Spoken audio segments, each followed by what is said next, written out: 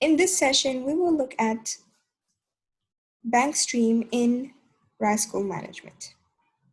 Bank stream is basically a functionality that allows you to have like a copy of your bank statement and allocate transactions accordingly.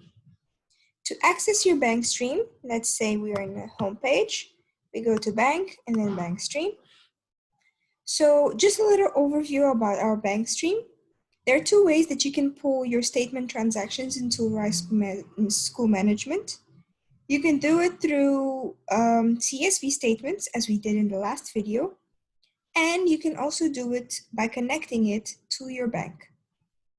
We use a third-party provider called Yodlee, which helps us basically link your bank with our bank stream in School Management. It's very secure. It's used by very big companies in just worldwide. It's secure. We don't really contain any of your bank information. It really just helps us link the bank to your system. So what happens? You basically cannot do any transactions, actual transactions, like actually make transactions that money will actually go out from your bank transaction and money will actually come in. No, this is just for recording purposes. Okay, let's get started with our bank stream. I will start by explaining these two, which is your bank balance and your ledger balance. If your bank was connected to the bank stream, you would have your actual bank balance here. As you can see, it was previously connected, but now I disconnected. That's why we do have this bank balance here. This is the bank balance in your actual bank account today, right now, actually. And then you have your ledger balance, which is basically the balance in your bank general ledger account. This is where you record everything that goes in and out from your bank in your chart of accounts. Let's get started with recording bank transactions. We will start with expenses. But before we do that, I want to explain to you a bit of the columns in the bank stream. We have the bank date, the description, and the amount, which is exactly what we have in your bank statement. Nothing changes here. The service fee and the total, most of you will not have. This relates to those schools that use SnapScan or ICOCA card transactions and things like that. Then you have your category in your account, which is basically where you allocate direct general ledger expenses or income. And then you have your customer supplier. This is where you put in the name of your customer, of your supplier, or of your student. Then we have new match and split. This is where you basically have the option to match the transaction to a document, or maybe split a payment between many students or between many expense accounts or income accounts. Okay, then you have the VAT code, which is not really applicable for schools. And then you have the approve column, which is basically you saying, okay, everything is correct. I want to record in my ledger. All right, let's get started with allocating the expenses. I will start with the first one, sport expenses. It's an expense, so I will do a direct general ledger allocation. I'll just come here to category and I will put in sport expenses. After this, all I'm going to do is I will click approve. And then I get a notification saying that my transaction has been approved. Then I will do the same with accounting fees. I will also come here straight away and I will select accounting fees. And then I will approve. As you can see, it's very, very easy. It's straightforward. You just go there and you approve straight away. Let's say, for example, you have, let me search for a transaction here. Let's say this transaction, for example. And now it's an expense transaction, but now it's for different expense accounts. In the same line, I will come here to new and I'll select split. I am now able to split this transaction, this 571.66, into different accounts. I'll click add. It will ask me for a company, but I won't really have one.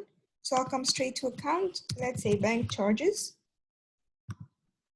And let's say the bank charges was 71.66. Okay, so it tells me I have a total of 571.66. I have allocated 71.66, and now I still need to allocate 500. I will click add for the next account. Let's say this is tuck shop expenses, and it's 450, just as an example.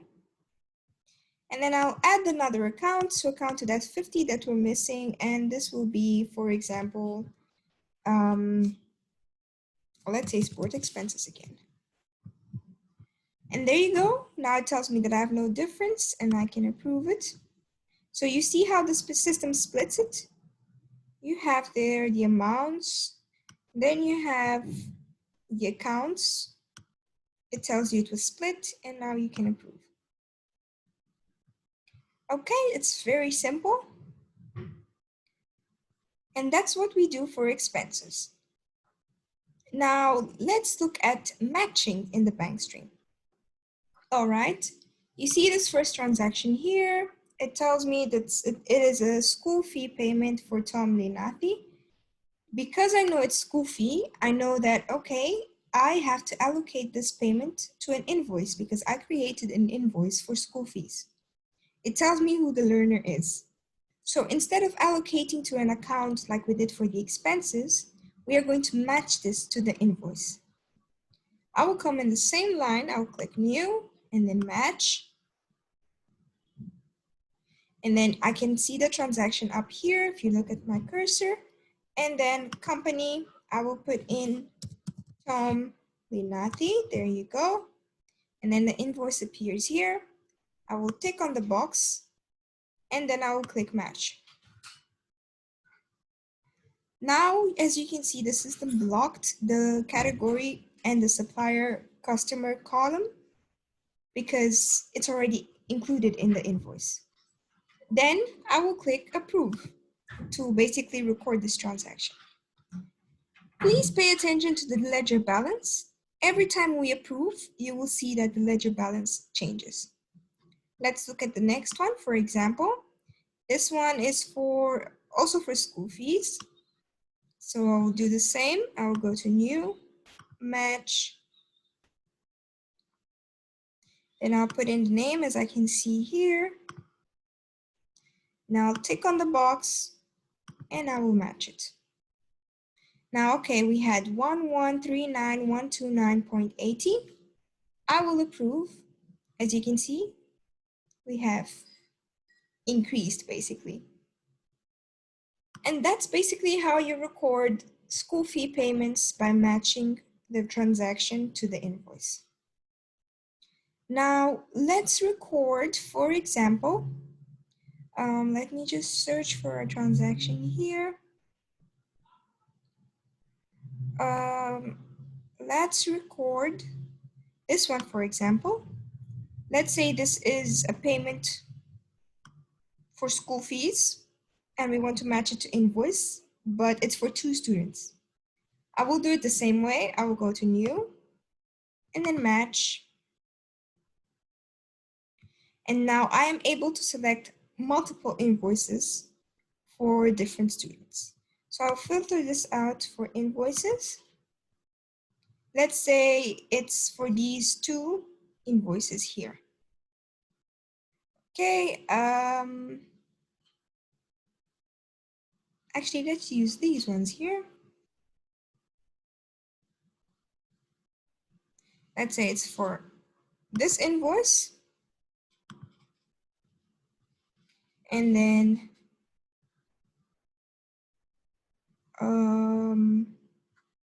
let's say it's for that invoice.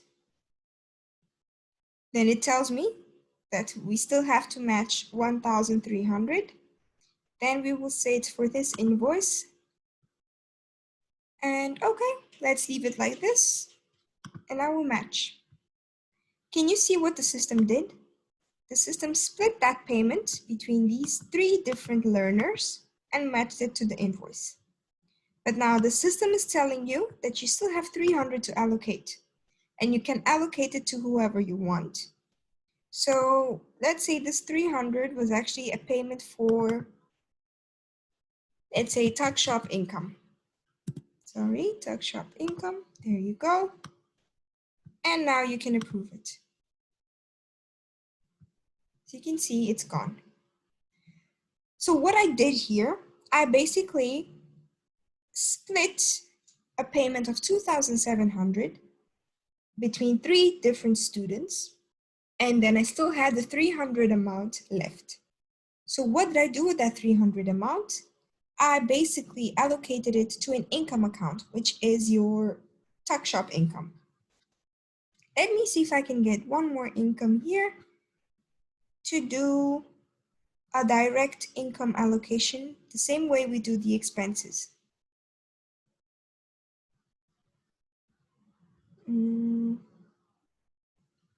Okay, we have this 13,900.